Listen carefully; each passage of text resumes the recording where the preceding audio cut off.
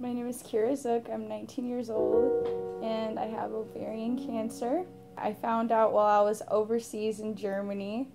I went out with my dad, and after we went out, I was feeling pretty crappy. I ended up having a really bad stomach ache for like 3 days straight. And finally, after the third day, my dad took me into a little house doctor, and he did an abdominal ultrasound on me, and he told me that I had a 17-centimeter cyst that had actually ruptured, and I was bleeding into my kidney. So that night, they ended up rushing me, and I had emergency removal of the cyst, and the biopsy came back that the cyst was cancerous. So we ended up coming back stateside and finding an oncologist, and they sent the cyst back for, biopsies just to clear and make sure everything was as reported in Germany.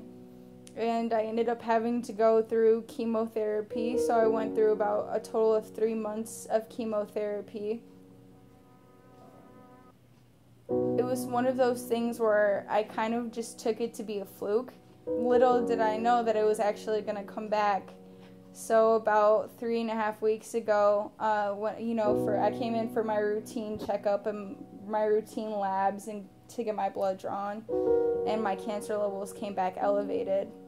And I had to do a full body MRI, a CAT scan, and my oncologist told me that my cancer had come back. I had surgery about 2 weeks ago, and they ended up giving me a partial hysterectomy.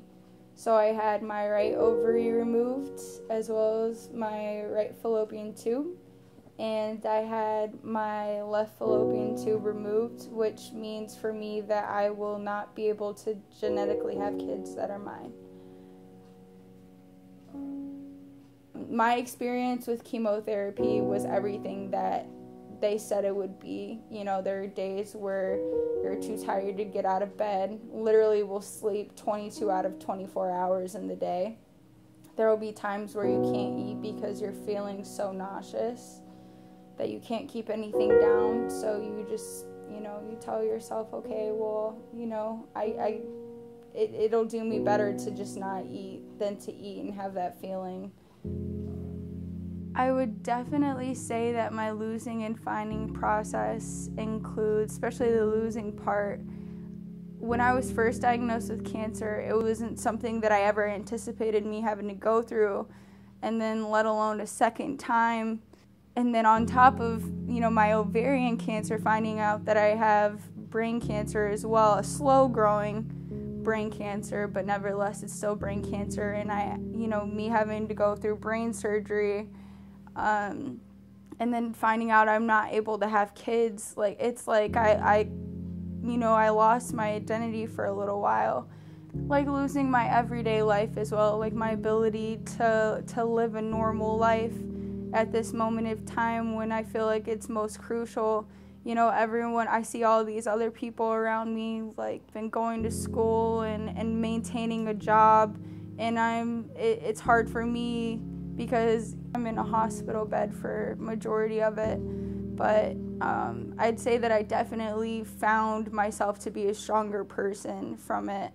And, day by day and step by step, I slowly increase in strength mentally and physically from it. So I found a new strength that I didn't realize I had. That's, I was built for beating cancer. So...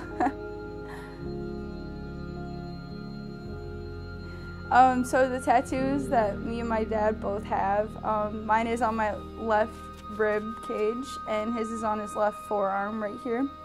And it's a pair of teal boxing gloves with the phrase "Faith Wins Fights" above it. The teal represents the color of ovarian cancer, and "Faith Wins Fights" represents the faith that, we both kept, me and my dad both, while going through my first bout with cancer. And in order to celebrate me beating cancer the first time we got the tattoo, it definitely has a deeper meaning. Faith Wins Fights to me means that I wouldn't have been able to persevere through my struggle had I not kept my faith the whole entire time.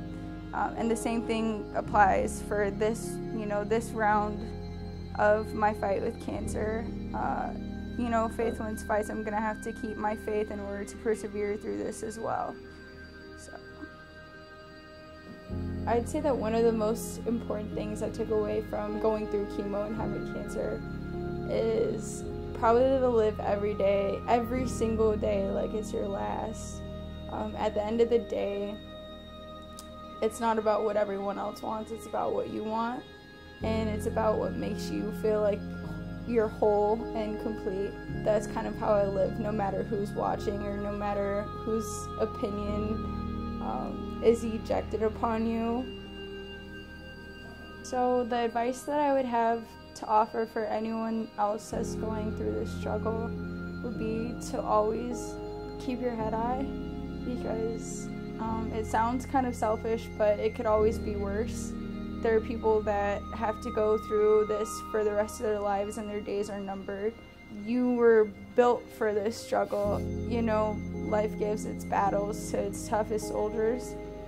So I just continue to be strong as I can. And, it's okay to feel sorry for yourself sometimes. At the end of the day, it doesn't do any justice to kind of numb yourself.